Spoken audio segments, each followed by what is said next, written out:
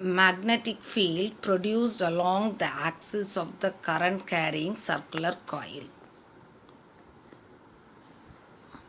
Now this is a circular coil. Okay, so we are considering a circular loop of radius r. So the loop is having radius what? R. Now let I be the current through the wire. So this is the direction of the current through the circular loop. Okay. Now let P be a point along the axis of the coil. This is the axis of the coil from the center O. So this point is O. Okay. The distance between P and O is Z. The distance between P and O is what? Z. Okay. Now, we are going to take two line elements. What we are going to take? Two line elements are diametrically opposite directions. Okay. So, in the end of the two diameters. In the end of the diameters, we are taken what? Two current elements. Okay. So, the length of the current element is dl here at point C and at point D. Now, let R be the vector joining the point C and the point P. Let R be the vector joining the point C and the point P. Now, theta is the angle between the current element and R vector. Theta is the angle between what? The current element and R vector. So, this is the construction of this circular loop. Okay. Now, according to Biot-Savart law, the magnetic field at P due to the current element at C is given by dB vector is equal to mu 0 by 4 pi I dl cross R vector by R square. This is in the vector form. Now, we are going to write it in the magnitude. So, the magnitude of dB vector is dB is equal to mu 0 by 4 pi I dl cross R vector is I dl sin theta by R square. Okay. Now here the angle between I and dl is what? Theta. Okay. So the ideal and R vector is theta. So theta is equal to what? 90 degree. Theta is equal to 90 degree. So applying sin 90 degree, dB is equal to mu 0 by 4 pi I dl by R square. Okay. Now we have to draw the direction of dB vector. We have to draw the direction of dB vector. dB vector is perpendicular to the current element, that is IDL and CP. dB vector is perpendicular to the current element and CP. So, the direction is like this. So, this is CP. When we draw here, the direction we can draw it like this.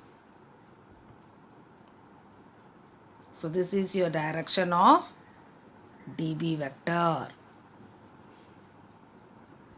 This I am going to mark it as R. Similarly, when you draw the direction this side,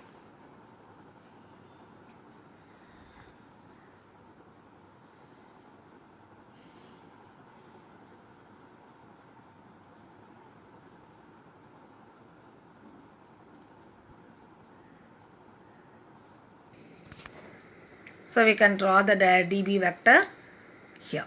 This is for what? dP. For CP, the direction is R. For dP, the direction is S vector. Okay. Now, the magnitude of magnetic field at P due to the current element C and due to the current element D are same. Okay. Due to C and due to D is same at what? P. Okay. Because they are at equal distance from the point P. Okay.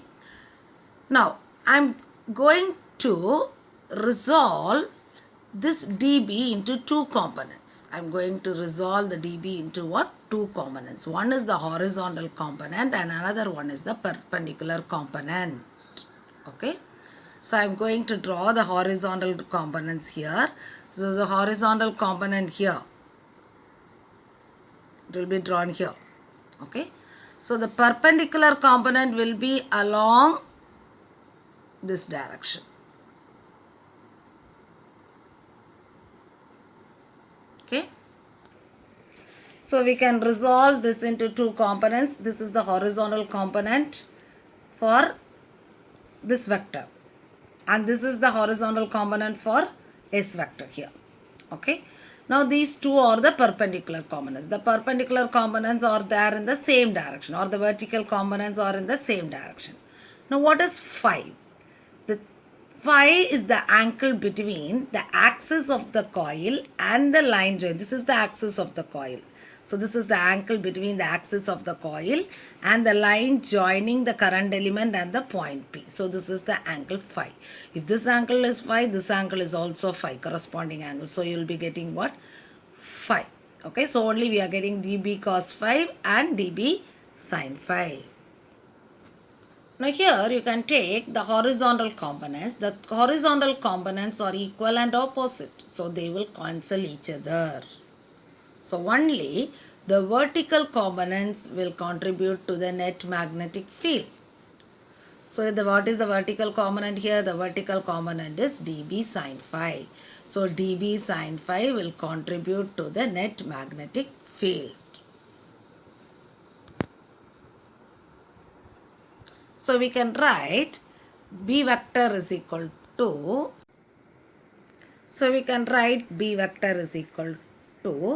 integral dB vector.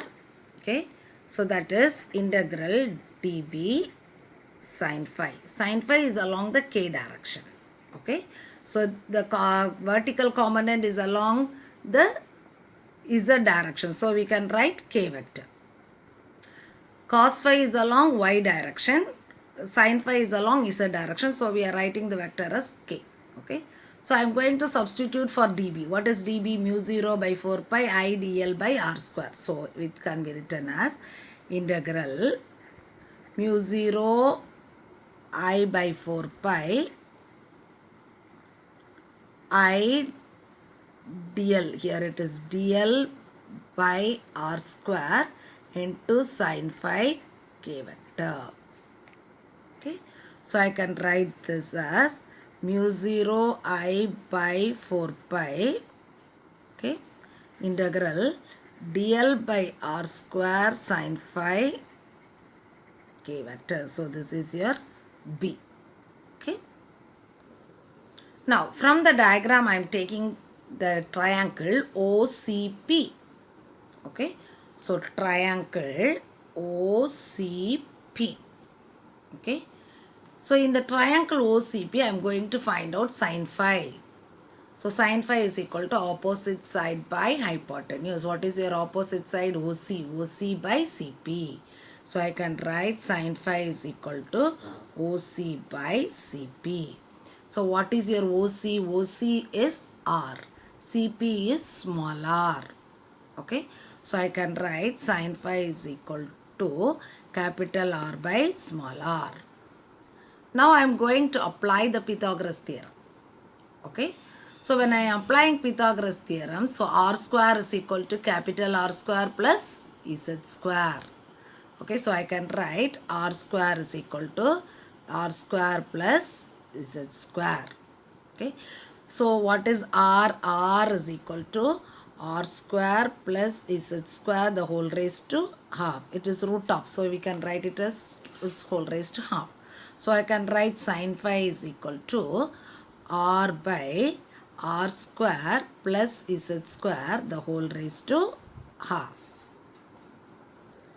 Now you know the B vector is equal to mu 0 I by 4 pi I dl by r square into k vector sin phi k. Now I am going to substitute for sin phi. So I can write B vector is equal to mu 0 I by 4 pi. Okay.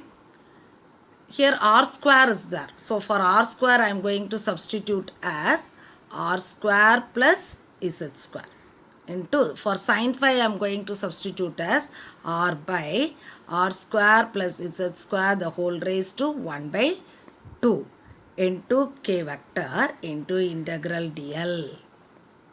Okay. Now this can be written as b vector is equal to mu 0 I by 4 pi. Here r square plus z square. Here r square plus z square the whole raised to half. This is 1 and this is half. 1 plus half is how much? 3 by 2. So this can be, we have to add the powers. So it is r square plus z square the whole raised to 3 by 2. Here it is r. Here integral dl is nothing but the circumference of the circular loop. So the circumference of the circular loop can be taken as what? 2 pi r. So integral dl can be written as 2 pi r into k vector. Okay. Now we can cancel pi and here 2 and 4 can be cancelled. So you can write it as 2. So b vector is equal to mu 0 I, here 1 r, here 1 r. So it is r square by 2 into r square plus z square the whole raised to 3 by 2 into k unit vector. Okay. So this is the equation of magnetic field along the axis of the current carrying circular coil. This is the equation for what? Magnetic field along the axis of the current carrying circular coil. This circular coil is having only one loop. So we got this equation. Suppose the circular coil is having n number of loops. Okay. So if the circular coil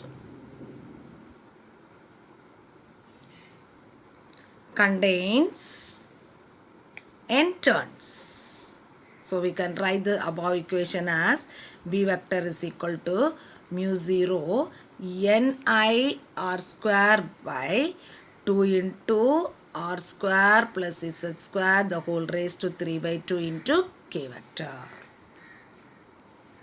Okay.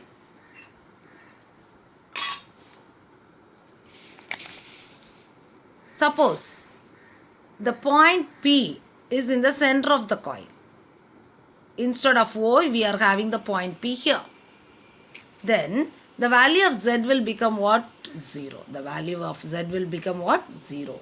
So we can find it out the magnetic field at the center of the coil. We can find it out the magnetic field at the center of the coil. So we can write the magnetic field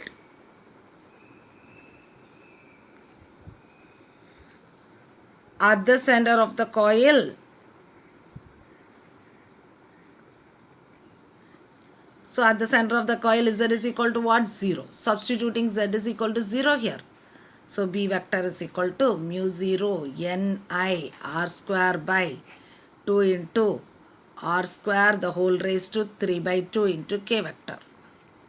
So here what will cancel? R, this will be getting cancelled. So this will be mu 0 ni r square by 2 r cube into k vector. Here r square and r cube here it will getting cancelled. So your B vector is equal to mu 0 ni by 2 r into k vector. So this is in the case the point P is at the center of the coil. So the magnetic induction is mu 0 ni by 2r into k vector.